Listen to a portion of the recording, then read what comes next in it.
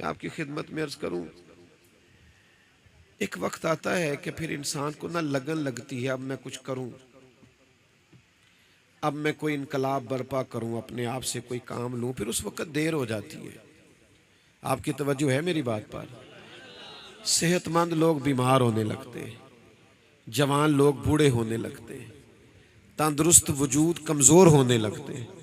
انسان آہستہ آہستہ محسوس کرتا ہے کہ اس کے قوا اور اعصاب کمزور ہونے لگے اس وقت سے پہلے پہلے کہ جب بڑھاپا آ جائے، اس وقت سے پہلے پہلے کہ جب انسان کمزور ہونے لگ جائے، اس وقت سے پہلے پہلے کہ جب انسان کے اندر یہ چیزیں طاری ہونے لگ جائیں، ہمیں کچھ نہ کچھ اعمال حسنہ، کچھ نہ کچھ خیر سمیٹنی چاہیے، کچھ نہ کچھ نفع لینا چاہیے، کچھ نہ کچھ برکات حاصل کرنی چاہیے۔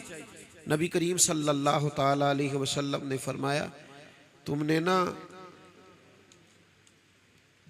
موت آنے سے پہلے پہلے زندگی کو غنیمت سمجھنا ہے، بڑھاپا آنے سے پہلے پہلے جوانی کو غنیمت سمجھنا ہے۔ فرمایا بیماری آنے سے پہلے پہلے صحت کو غنیمت سمجھنا ہے۔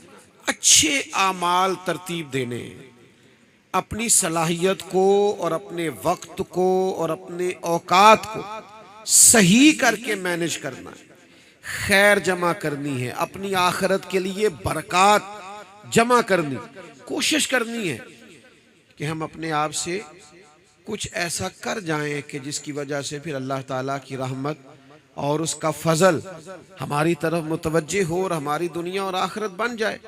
لیکن شرط، وہ ہمارے ایک بزرگ تھے تو فرماتے ہیں کسی کو سمجھا رہے تھے، اسے کہہ رہے تھے کہ یار کوئی اعمال خیر کر، تو آپ کو پتہ ہے لوگوں نے اپنی اپنی طبیعت کے لیے، اپنے آپ کو مطمئن کرنے کے لیے کچھ نہ کچھ دلیلیں بھی یاد کی ہوئی ہوتی ہیں۔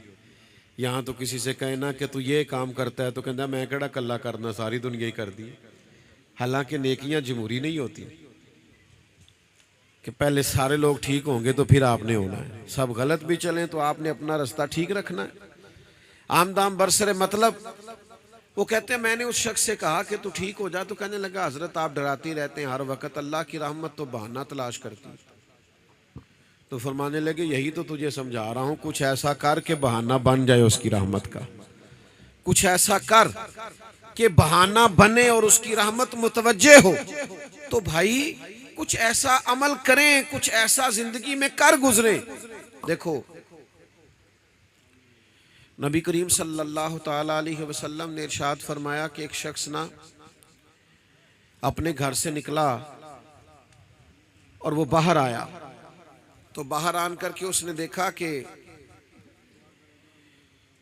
رستے میں نا چوک میں ایک درخت لگا ہوا ہے۔ میں نے زیادہ باتیں نہیں کرنی، آپ توجہ کریں، بس میں بات کو سمیٹتا ہوں تھوڑی دیر میں۔ اس نے دیکھا کہ رستے میں نا چوک میں ایک درخت، ویسے تو اسلام درخت لگانے کی بات کرتا ہے، لیکن اس شخص نے دیکھا کہ عین بیچ میں، سڑک کے بیچ میں درخت لگا ہوا ہے، اور حالت یہ ہے کہ لوگ گزرتے ہیں تو انہیں تکلیف ہوتی ہے۔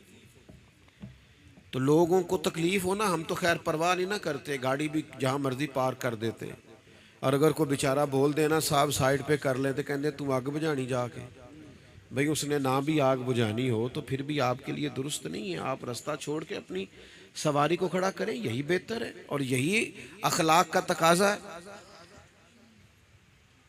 تو حضور فرماتے ہیں اس شخص نے دیکھا کہ عین چوک میں بیچ بالکل درخت لگا ہوا ہے اور لوگ گزرتے ہیں تو انہیں تکلیف ہوتی۔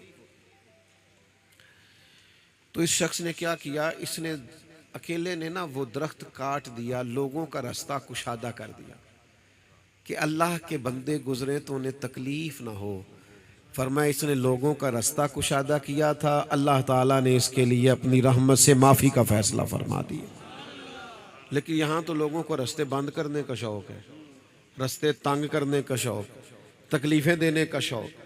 تو یاد رکھیے گا کہ اپنے وجود سے کچھ ایسا کیا جائے جس سے اللہ کی رحمت، کرم متوجہ ہو، بہانہ بنے اور ہمارے لیے آسانی ہو۔ لیکن ہم باوجود اس کے کہ ہمارے اندر صلاحیت ہوتی ہے، خوبی ہوتی ہے، کر سکتے ہیں، ہماری گنجائش میں ہوتا ہے۔ آپ نے مجھ سے ناراض نہیں ہونا، کچھ لوگوں کے ایک ٹیلی فون سے کئی لوگوں کا مسئلہ حل ہو جاتا ہے، لیکن وہ اتنی تکلیف کرنا بھی پسند نہیں کرتے. ان کے صرف کہہ دینے اور بول دینے سے برکت ہو جاتی، لیکن وہ اس کے لیے بھی ذہنی طور پر تیار نہیں ہوتے. تو ساتھیو، کوشش کی جائے کہ کچھ ایسا زندگی میں کر جائیں کہ جب ہم جائیں نا دنیا سے تو دعائیں کرانی نہ پڑیں، دعائیں نکل جائیں دلوں سے. جو آئے وہ دعا کر کے جائے کہ یار کمال ہو گئی، یہ تو بندہ ہی بڑا قابل تھا، یہ تو بندہ ہی بڑا انفرادی تھا.